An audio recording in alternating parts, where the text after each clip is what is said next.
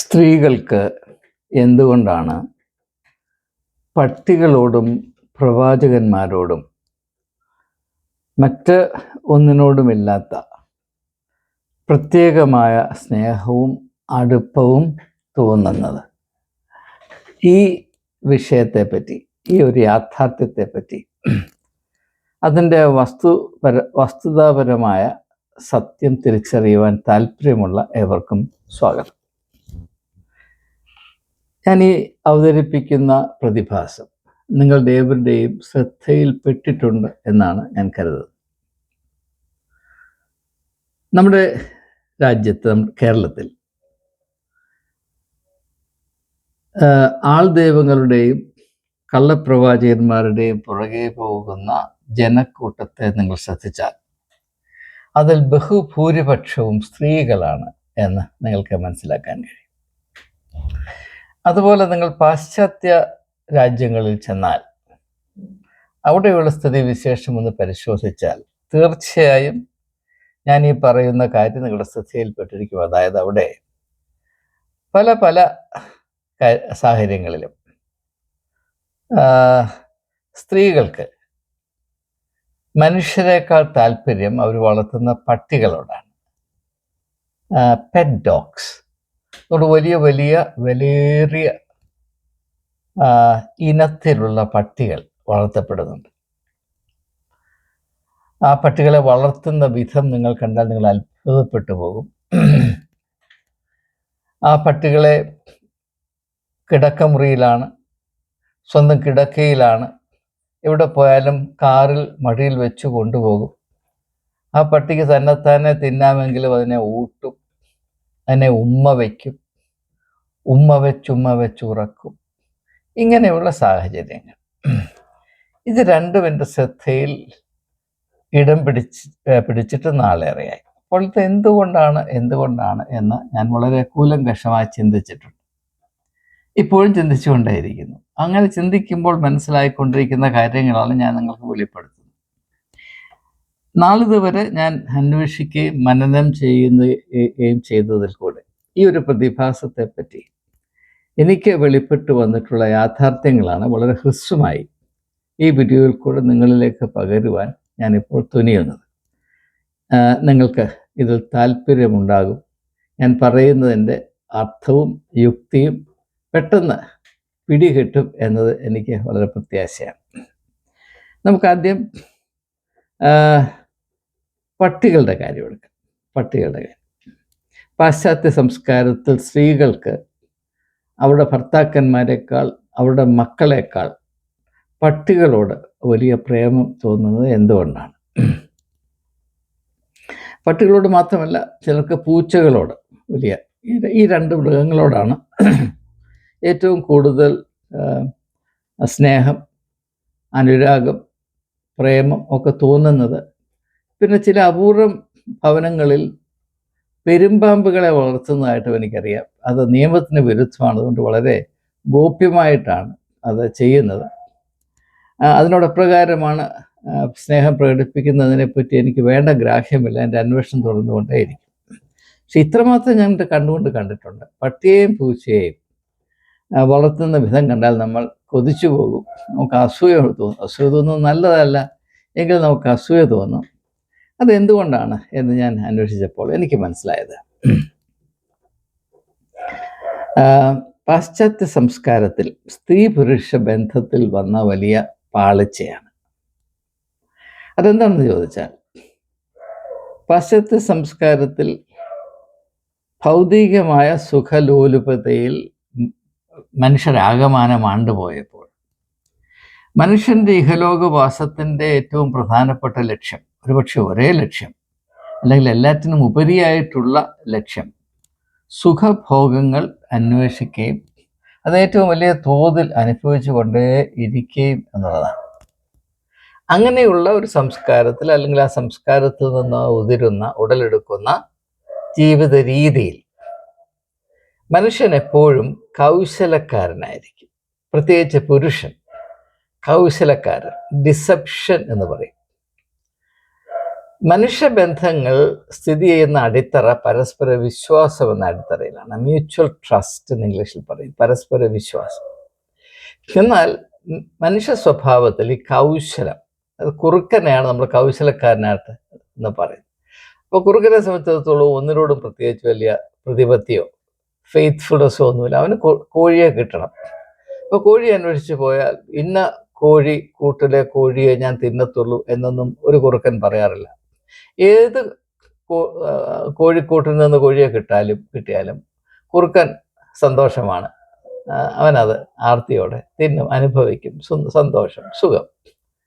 മനുഷ്യൻ ഇതേപോലെ അധപ്പതിച്ച് പോകുന്നൊരു യാഥാർത്ഥ്യം പാശ്ചാത്യ സംസ്കാരത്തിലുള്ള. അവിടെ മാത്രമല്ല, പക്ഷേ അതിരില്ലാതെ, യാതൊരു കടിഞ്ഞാണമില്ലാതെ ഈ ഒരു പ്രശ്നം മനുഷ്യജാതിയെ, പ്രത്യേകിച്ച് സ്ത്രീകളെ അലട്ടുന്ന സംസ്കാരം പാശ്ചാത്യ സംസ്കാരമാണ്. കാരണം അവിടെ മനുഷ്യൻ സുഖം അനുഭവിക്കുന്ന വിധങ്ങളുടെ മേൽ കടിഞ്ഞാനിടരുത് എന്നൊരു ധാരണ. അത് വ്യക്തി സ്വാതന്ത്ര്യത്തിൽപ്പെട്ടതാണ്. അതിനെപ്പറ്റി ആരും ഒന്നും പറയരുത്, അതിൽ കൈകടത്തരുത്, അത് അവൻ്റെ ഇഷ്ടം പോലെ ആയിക്കൊള്ളട്ടെ. അതുകൊണ്ട് സംഭവിച്ചെന്താണെന്ന് ചോദിച്ചാൽ, സ്ത്രീകൾ പുരുഷന്മാരെ നോക്കുമ്പോൾ അവർക്ക് പ്രത്യേകമായ ഒരു ഉൾക്കാമ്പില്ല.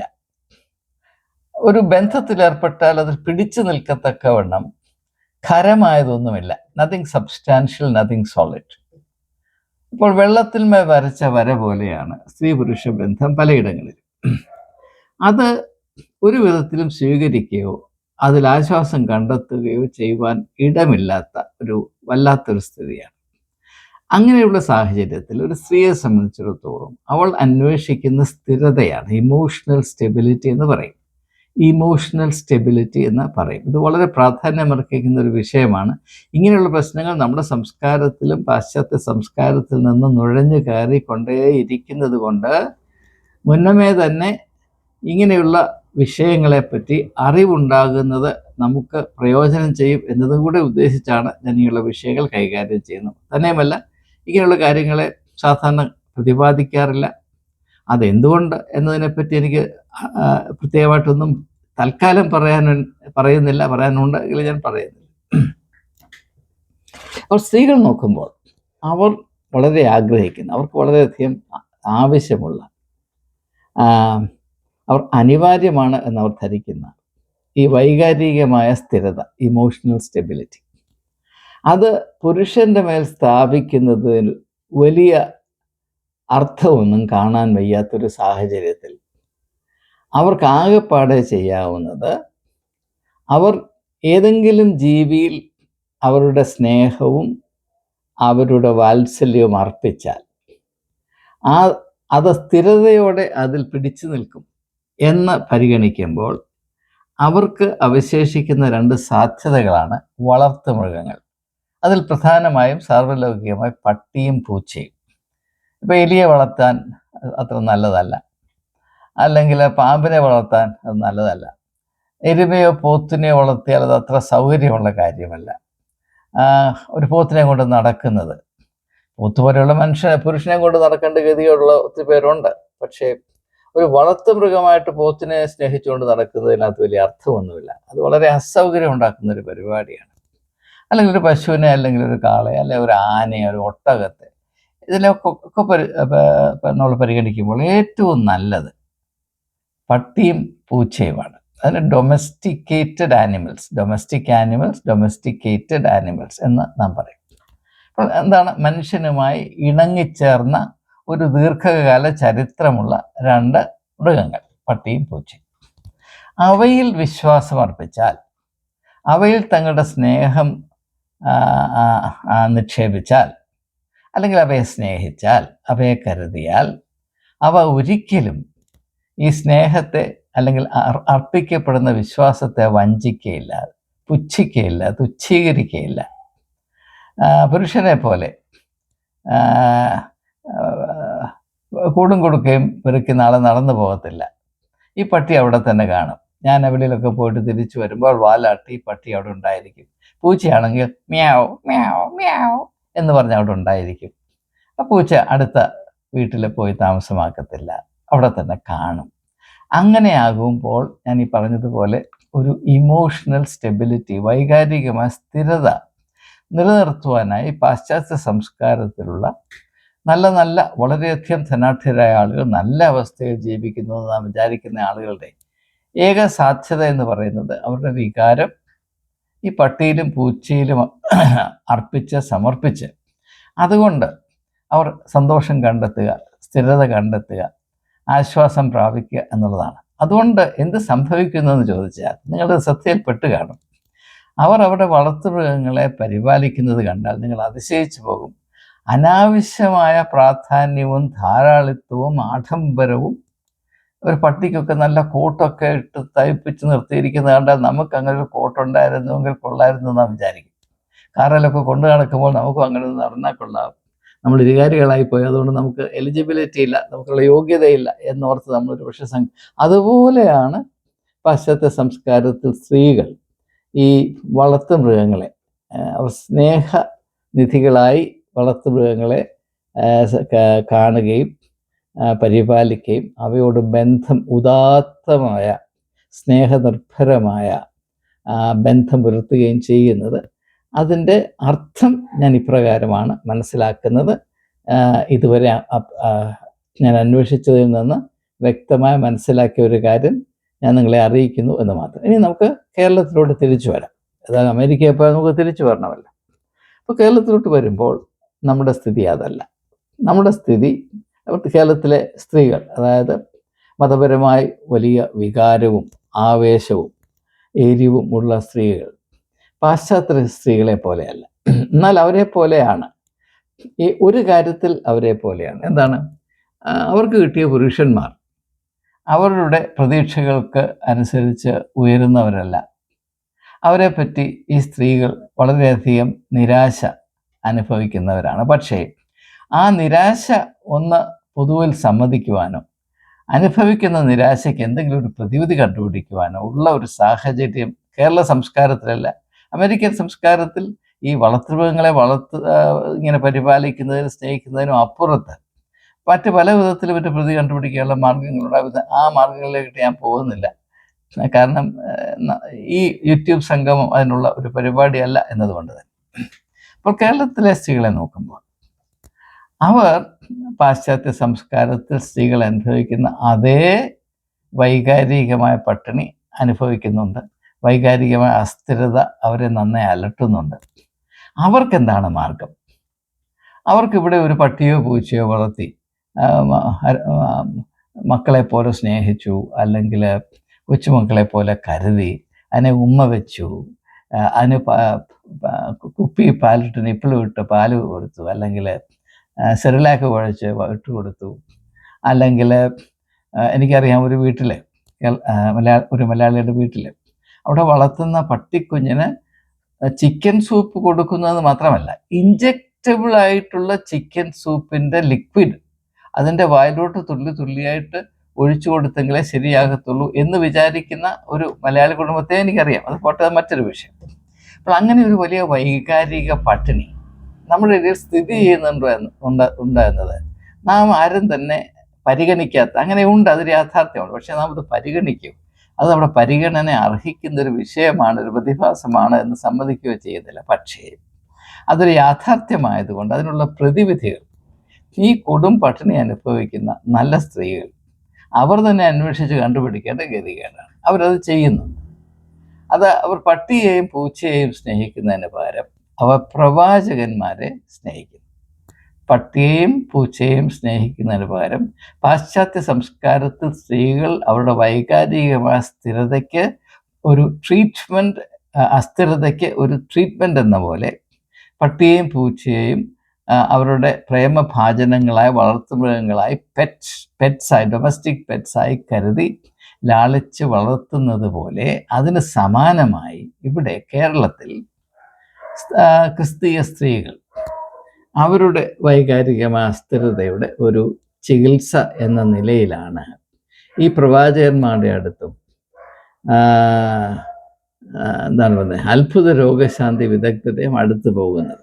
അതിൻ്റെ യഥാർത്ഥത്തിലുള്ള തത്വം ഞാനിപ്പോൾ വെളിപ്പെടുത്താൻ പോവുകയാണ്. ഇത് ഞാൻ ഇന്ന് മുൻപ് ഒരിക്കലും വെളിപ്പെടുത്തിയിട്ടില്ല.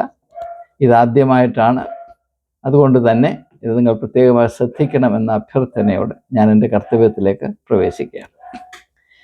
സ്ത്രീകൾ ഈ കള്ളപ്രവാചകന്മാരെ ഈ എരുമ പോലെ അമറുകയും പട്ടി പോലെ കുരയ്ക്കുകയോ ഒക്കെ ചെയ്യുന്ന, അല്ലെങ്കിൽ നിറഞ്ഞു തുള്ളുന്ന, അല്ലെങ്കിൽ കത്തിക്കോ അങ്ങ് കത്തിക്കോ എന്നൊക്കെ പറയുന്ന ഈ ഇങ്ങനെ വൈകാരികമായി കത്തിജ്വലിച്ചു നിൽക്കുന്ന ഈ പ്രവാചക പ്രതിഭാസങ്ങളെ കാണുമ്പോൾ, അല്ലെങ്കിൽ അത്ഭുത രോഗശാന്തി എന്ന് പറഞ്ഞ് കത്തിജ്വലിച്ചു നിൽക്കുന്ന ഈ ഇരുകാലികളെ കാണുമ്പോൾ അവരെ അത് എപ്രകാരമാണ് സ്വാധീനിക്കുന്നത് എന്ന് ഞാൻ നന്നേ വളരെ ശ്രദ്ധയോടെ അന്വേഷിച്ചിട്ടുണ്ട്.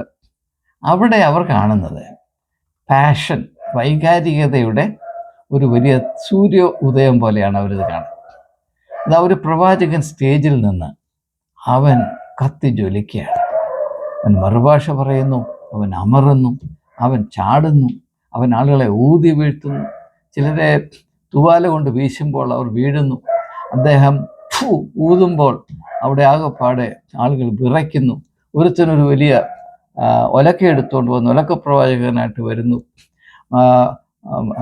മറ്റേ സ്റ്റേജിൽ അപ്പുറത്തേക്ക് വലിയ അഭൗമമായ ശബ്ദം, ലൈറ്റ്, ആളുകൾ കൈയടിക്കുന്നു, ഹല്ലേലൂയ പറയുന്നു, അനേകർ നിന്ന് തുള്ളുന്നു, അപ്പുറത്ത് പ്രവാചകൻ നിന്ന് തള്ളുന്നു. ഇങ്ങനെയുള്ള ഒരു വലിയ ഒരു ദൃശ്യം കാണുമ്പോൾ ഈ പാവപ്പെട്ട സ്ത്രീ അല്ലെങ്കിൽ സ്ത്രീകൾ വിചാരിക്കും, ഇവൻ വൈകാരികമായി ദൈവതുല്യമായ ഒരു പ്രതിഭാസമാണ്. അതുകൊണ്ട് ഞാൻ അനുഭവിക്കുന്ന വൈകാരികമായ അസ്ഥിരത, അത് എന്നിൽ ഉണർത്തുന്ന ആന്തരികമായ പട്ടിണി, അതിന് ശാരീരികമായ പ്രതിവിധി കണ്ടുപിടിക്കാൻ സാധ്യമല്ല എങ്കിലും അതിന് ഒരു പ്രതീകാത്മകമായ ഒരു പ്രതിവിധി, എൻ്റെ ദാഹം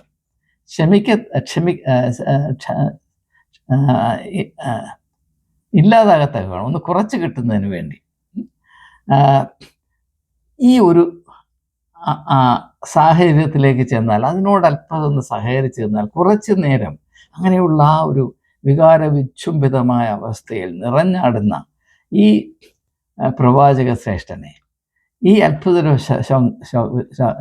രോഗശാന്തി വിദഗ്ധനുമായി ദൂരെ നിന്നെങ്കിലും ഒരു ബന്ധം പ്രാപിച്ച് അങ്ങനെ ആത്മാവിൽ അവനോട് താതാത്മ്യം പ്രാപിച്ചാൽ കുറഞ്ഞപക്ഷം ആ നിമിഷമെങ്കിലും അല്പം വൈകാരികമായ സ്ഥിരതയും നിർവൃതിയും പ്രാപിപ്പാൻ എനിക്ക് ഇടയാകുമല്ലോ എന്ന പ്രതീക്ഷയിലാണ് ബഹുഭൂരിപക്ഷം സ്ത്രീകളും അവിടെ പോകുന്നത്.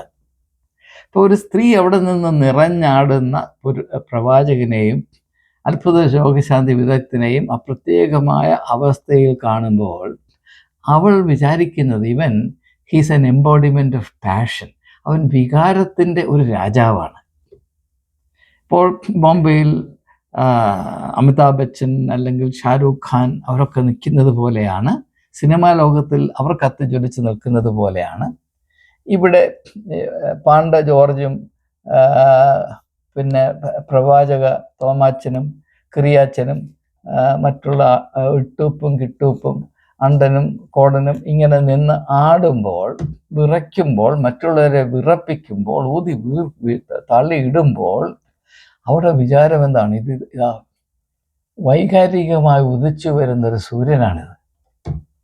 അതുകൊണ്ട് ഇവൻ കള്ളനാണെങ്കിലും മുക്കുടിയനാണെങ്കിലും ആഭാസനാണെങ്കിലും അവനൊരു പ്രവാചകനാണ് എന്ന ആഴത്തിൽ അടിയുറച്ച് വിശ്വസിക്കുവാൻ അവർക്ക് ഒരു വലിയ ആവശ്യമുണ്ട്. അതുകൊണ്ട് നിങ്ങൾ എന്തെല്ലാം തെളിവ് ഇവൻ കള്ളനാണെന്നും വഞ്ചകനാണെന്നും ഇവൻ ഒരു മൊണ്ണയാണെന്നും പറയുന്ന മുഴുവൻ തെറ്റാണെന്നും ഇതിനകത്ത് യാതൊരു കഴമ്പുമില്ലെന്നും നിങ്ങൾ കാര്യകാരണ സഹിതം ഏറ്റവും സാമർഥ്യത്തോടെ ശക്തിയോടെ സ്ഥാപിച്ചാലും വൈകാരികമായ ദാഹത്തോടെ അവിടെ കടന്നു ചെല്ലുന്ന ഒരു സ്ത്രീയുടെ മനസ്സിലും നിങ്ങൾ പറയുന്ന ഒരു ശബ്ദം പോലും, ഒരു വാക്ക് പോലും പതിക്കയില്ല. അതുകൊണ്ടാണ് ഇങ്ങനെയുള്ളവർ, അവർക്കെതിരെ എത്ര എത്ര എത്ര തെളിവുകൾ, അവരുടെ വഞ്ചന, അവരുടെ അസത്യം, അവരുടെ ധിക്കാരം, അവരുടെ ധനമോഹം, അവരുടെ കള്ളത്തരം, അവരുടെ കുറുക്കത്തരം എത്രയൊക്കെ നിങ്ങൾ വെളിപ്പെടുത്തിയാലും, അതെത്രമാത്രം ശക്തമായ തെളിവുകളോടുകൂടെ അനുദിനം പുറത്തു വന്നാലും സ്ത്രീകളെ സംബന്ധിച്ചിടത്തോളം ഇതവരെ ബാധിക്കുകയില്ല. കാരണം അവരവിടെ പോകുന്നത് സത്യമനുസരിച്ച്, നീതി അനുസരിച്ച്, മനുഷ്യ അന്തസ്സനുസരിച്ച് പ്രവർത്തിക്കുന്ന ഒരു വ്യക്തിയെ കാണാനല്ല പോകുന്നത്.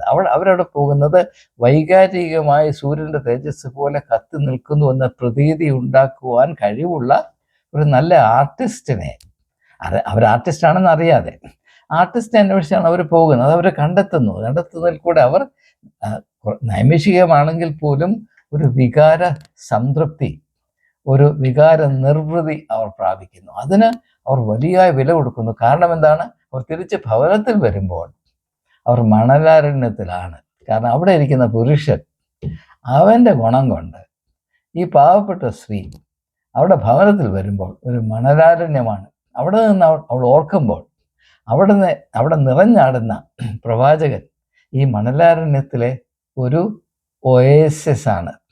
അവിടെ മരുപ്പച്ച, അവളുടെ ജീവിതത്തിലെ മരുപ്പച്ചയാണ് ഈ പ്രവാചക ശ്രേഷ്ഠൻ, ഈ അത്ഭുത രോഗശാന്തി വിദഗ്ധൻ.